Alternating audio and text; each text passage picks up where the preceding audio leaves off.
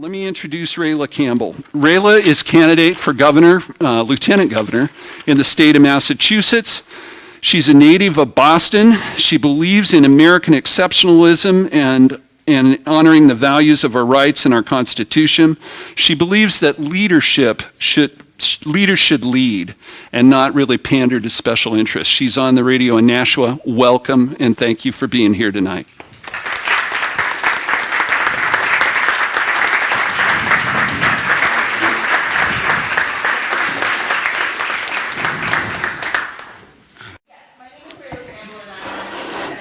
Massachusetts.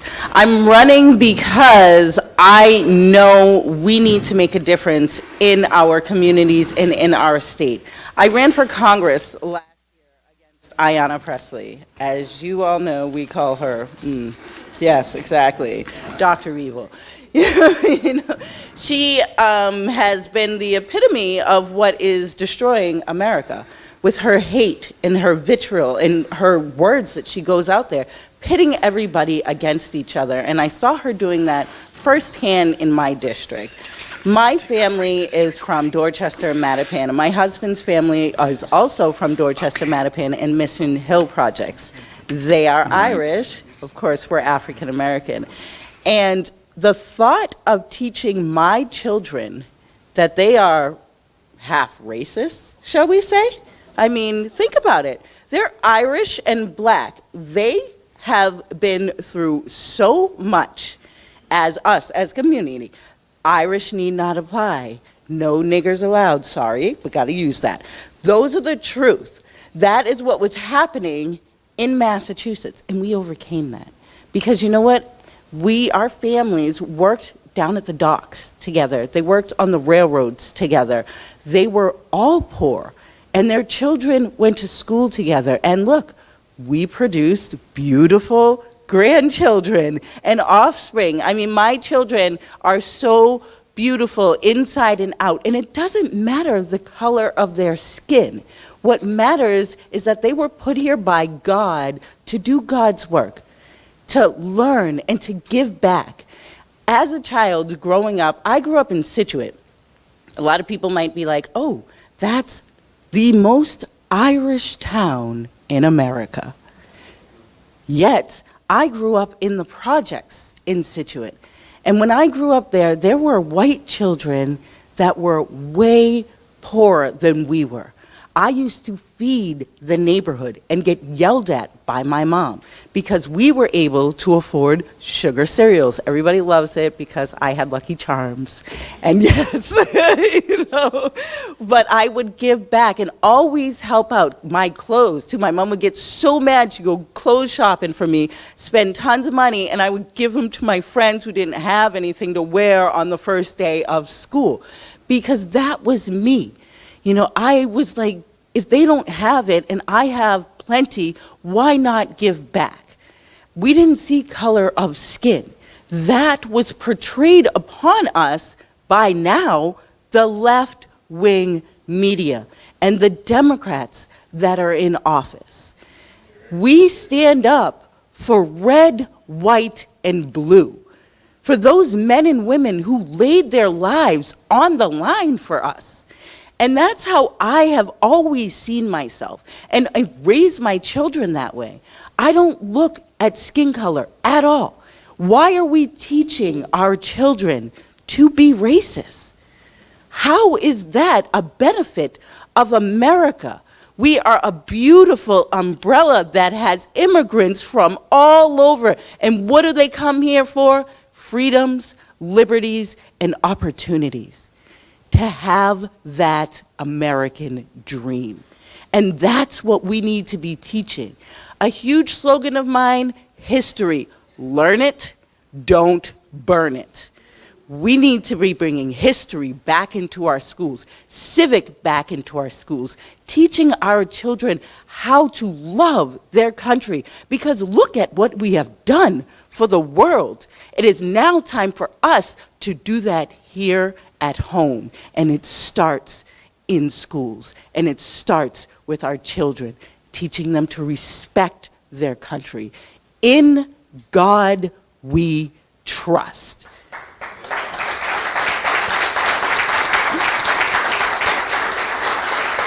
It is so important to bring God back into our lives. It is so important to teach our children respect. Respect for their elders, not to talk back. Discipline, consequences for your actions. When you do something wrong, there are consequences for it. These teachers are afraid now, and they shouldn't be afraid.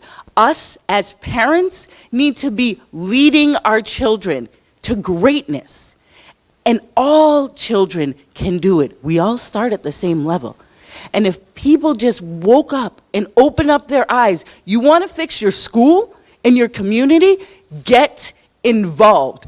Don't expect somebody else to come in and do it for you. It is up to us to do it for ourselves and look at our communities and look at our schools and say, why are we allowing this to happen? Teachers need to rise up and take responsibility for their classrooms and say, no, I'm not going to teach this. This is wrong. They know it's wrong. Why are you doing it if you know it's wrong? And the same thing for parents. So go in and say, enough. We are not going to stand by this. We do not believe in this teaching. We do not raise little racists. We raise strong Americans. America was not built on the backs of weak individuals. We were built on the backs of strong men and women who came here escaping persecution, Christians. And we are going to make sure that God is at the forefront of our lives and the forefront of our children's lives. Because they need that discipline. They need to know that there is a higher power, and if they give back and they go, they'll be able to achieve anything. Anything. It is about hard work and determination, not the color of your skin. It never has been. And Black America needs to stand up and go back into your communities, because all of them that are up there making their millions of dollars and, you know, selling their Nikes that are made over in China using their slave backs, but they're all LeBron James out there doing whatever they want. But what are they doing for those communities? What have they given back? The one that did give back actually perished in a horrible plane crash, Kobe Bryant. He gave back. He was one of the biggest sponsors of women's basketball, the WNBA. But yet, he did it under the radio. And he was a Catholic. And he never expected everybody else to do anything or to hold him with high praise. He always went out and did good. And that's what we are missing here. We have all of these Black people that are in power, and what are they doing? They're telling us that we're racist. Oh, did you guys know that I am a Black Russian agent? Ever seen a Black Russian spy? Great drink, but no.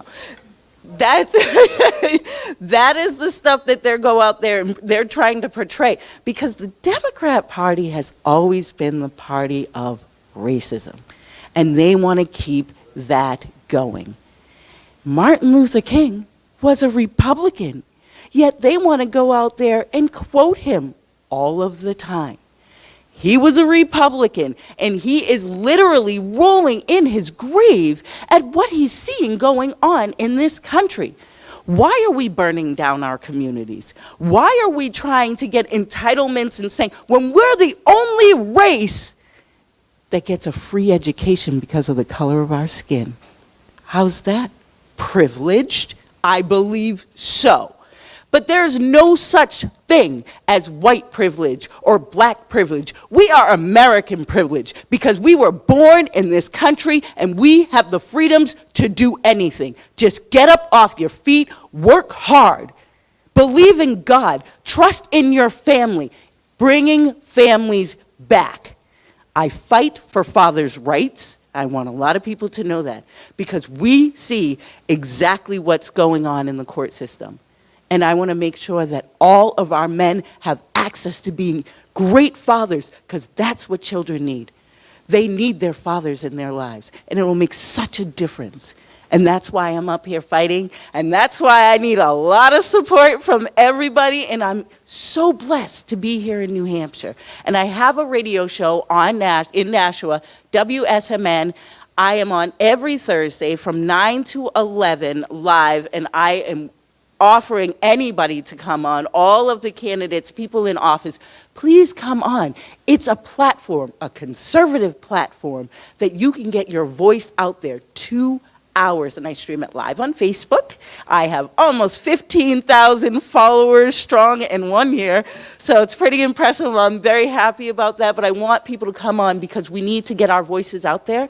We need to have that platform out there because the news is not going to say it. It is up to us to do it. Thank you guys all so much.